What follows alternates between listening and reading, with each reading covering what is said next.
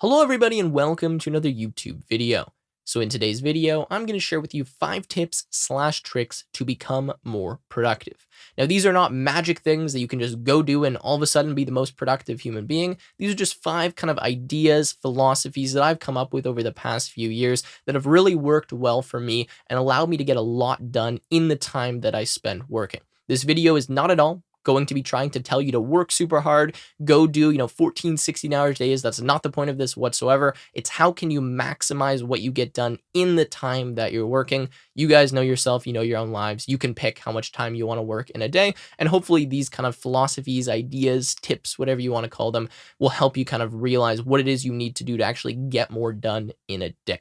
Now, the reason I'm making this video is because a lot of you guys ask me all of the time, Tim, I see you're a pretty young guy. I know you are in school. Now you're doing YouTube. You're working for Algo Expert and other companies. How do you get all this stuff done? How do you find the motivation? How do you actually just, get all of this work done in one day? It seems like a lot. And well, I'll try to answer that question in this video. But the first thing I want to say here is that everyone is different, right? This stuff is not going to work for everybody. This is just what worked for me. I probably work a lot longer than most of you guys, and there's pros and cons to doing that. And so you can't really judge your productivity based on someone else. You have to judge it on yourself. Are you more productive than you were yesterday? That's really the only metric you should be going based off of. You can't look at some random person on the internet and be like, oh, I'm not as productive as them, when in reality, you have no idea what they do in a day, what their schedule or time looks like, and what they might be sacrificing to kind of get that productivity. Anyways, sorry for the long intro. Let's get into the video after a quick word from our sponsor. Before we get started, I need to thank the sponsor of this video, which is Algo Expert. Algo Expert is the best platform to use for preparing for your software engineering coding interviews and has the highest quality coding interview practice questions. With 160 practice questions, detailed solutions in 9 of the most popular programming languages, a feature-packed browser-based coding environment, extensive test suites, and conceptual overviews and code walkthroughs for each and every problem, Algo Expert is the best resource to use to ace your coding interviews. Algo Expert also has a data structures crash course, coding interview assessments, and a mock interviews feature. I can highly recommend Algo Expert as a former customer myself and now an official instructor on the platform. Get started using Algo Expert today by clicking the link in the description and using the code TechWithTim for a discount on the platform. All right, so let's go ahead and dive in. The first tip / trick I have for you is to have a goal, and actually to have multiple goals. Now, this is extremely important, and one of the reasons for this is it's very hard to work hard and be productive if you don't know why you're doing that, right? That's like pretty much anything. If someone tells you to do something and it doesn't make sense to you, you're much less likely to do it. I remember as a kid, all the time, I would just not do what teachers told me because it wouldn't make sense what they were asking me to do. And until someone explained to me why it was I needed to get something done or why I needed to do this, then I would actually go ahead and do it. Now, the same thing happens here in just general life when it comes to productivity.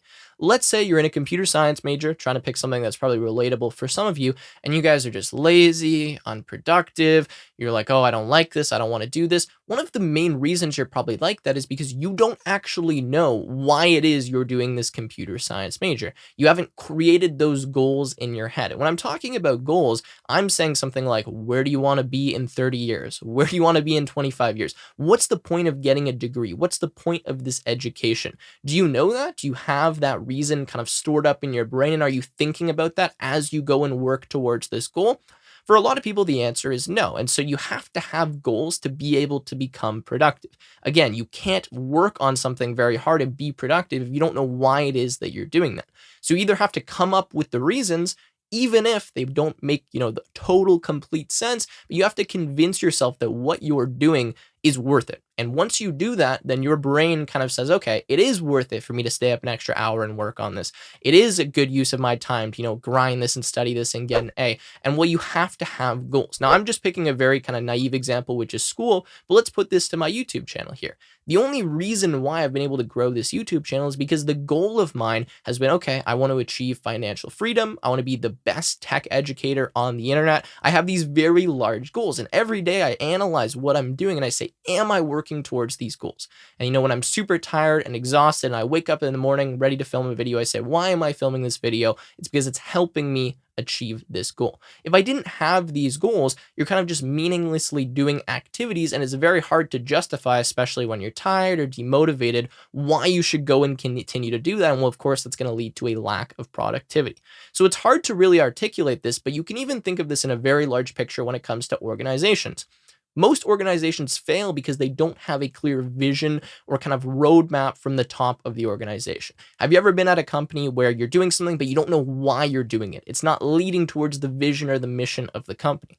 Those companies are usually not great places to work at. Yeah, maybe you'll go in and kind of do your 8 hours just to get paid, but you're not motivated. You're not excited. You don't know why it is you're doing a task. And you guys could probably relate to this in almost every area of life. When someone asks you to do something, but doesn't explain to you why, and it doesn't make sense to you, you're a lot less likely to want to go and do that thing because you don't know why it is that you're doing that. And same thing when it comes to getting a degree. Same thing when it comes to, staying up an extra hour at night to read. Whatever it is, you have to have a goal, and usually a large goal in mind, so you can justify those activities. So I could talk about this in an entire video, just goal setting. Maybe I'll do that. Let me know if you guys want to see that. I think that might be an interesting video. But let's move on to the next point now. Hopefully you guys got the idea from that. All right, so the second point I have for you is much more of a mindset thing, but this is to help your future self. Now, you're going to notice that all of these points and tips, whatever, are very related to each other. And when I say help your future self, what I'm talking about is to think of what you're doing as something that you're doing to help yourself in the future. Now, to give you a really simple example, let's say you get an assignment, okay? And this week, maybe you're not super busy. You have this maybe programming assignment. Let's say it's going to take you 4 or 5 hours to finish. You could leave it till the very last minute. You could do it the next day, whatever. But if you adopt the mindset of, hey, in the future, I might not want to do this. I might be tired. I might want to go hang out with my friends. Right now, I have a few hours. Why don't I just knock it out so that in the future, I'm going to say, oh, thank God, Tim already did that assignment. Now, I'm speaking in the third person, but you know what I mean. And this is a very rewarding thing because what ends up happening when you adopt this mindset and you say, you know what, I'm going to do this now so I don't have to do it in the future. So when I'm tired, I can just sleep in that extra hour in the morning so I can go hang out with my friends. Life becomes just a lot more enjoyable. You don't have any stress. You don't have any deadlines you need to complete because you've helped yourself in the future. You've said, all right, I know I have time now. I'm in a state where I can finish this now. Let's get it done. And then in the future, I'm going to thank myself when I want to go to that party or I want to go and play video games or whatever, because I don't have this kind of looming deadline and the stuff that I need to finish. And this relieves stress a lot, especially if you apply this to kind of a school scenario. If you do all of your assignments immediately when you get them, you just get stuff done when you're capable of getting it done and you don't waste time.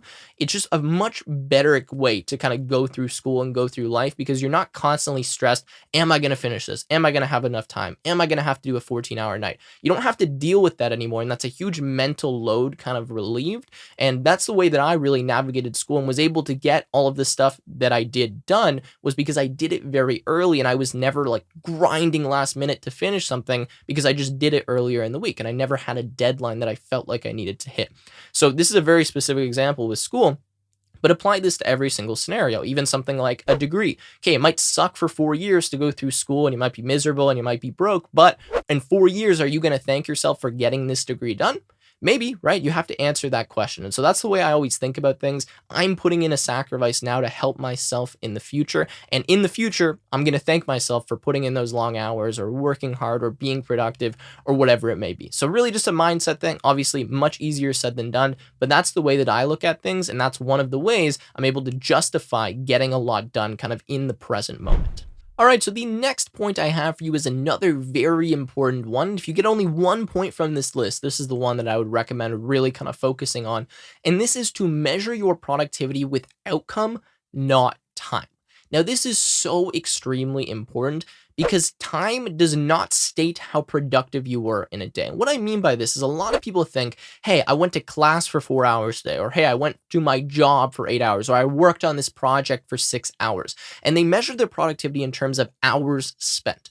That is not a good way to measure productivity because you can spend and waste hours in pretty much any way, right? What you should really be doing is looking at, okay, I spent this much time doing this today. What was the outcome of that time? What did I actually get done? For example, I can say I spent 5 hours working on this YouTube video, but if I only got done one YouTube video in 5 hours, was that productive, right? That was the outcome of my 5 hours spent. If I had maybe 2 hours, but I finished 2 videos, when was I more productive? When I finished 2 videos, right? So that's what you need to look at. It's not how much time did you spend working in a day. It's what did you get done in a day, and are you happy with that outcome? That's the way you have to look at things, because if you look at it in terms of time, inevitably you're not going to be the most productive in that time. You're going to try to spend extra time doing things like going to, maybe an extra class, or like watching videos online or whatever, that aren't actually a good use of your time and that are not leading you to be productive. Now, the best real example of this I'd like to give is going to class in school. Now, I'm not here to try to encourage anyone to just skip classes, but for me, what worked really well in school was going to about 20% of my classes. That was actually the amount of class that I went to. I probably skipped almost all of second year, almost all of third year, and only went to like absolutely mandatory classes. And the reason for that was not because I just hated the professors and was just a lazy student. It was because I knew that my time was better spent and I was more productive on my own, on my computer, reading the notes, reading the textbook, and self-studying. That's the way I learned. That's what works best for me. And so if I measured my time in terms of how much time I spent on school in a day, I wouldn't have realized that, because I would have thought spending 4 hours in lectures was me being productive, when in reality, I could achieve the same learning outcome in like an hour and a half on my own. And so I would say I'm much more productive by staying home, right, or not going to class, reading it myself, than I am on going to class, even though it's kind of this false sense of, oh, I spent 3 or 4 hours, must have meant I had a good productive day, right? Same thing when you go to the gym. You can go to the gym for an hour and a half and do the same number of exercises that I do in half an hour.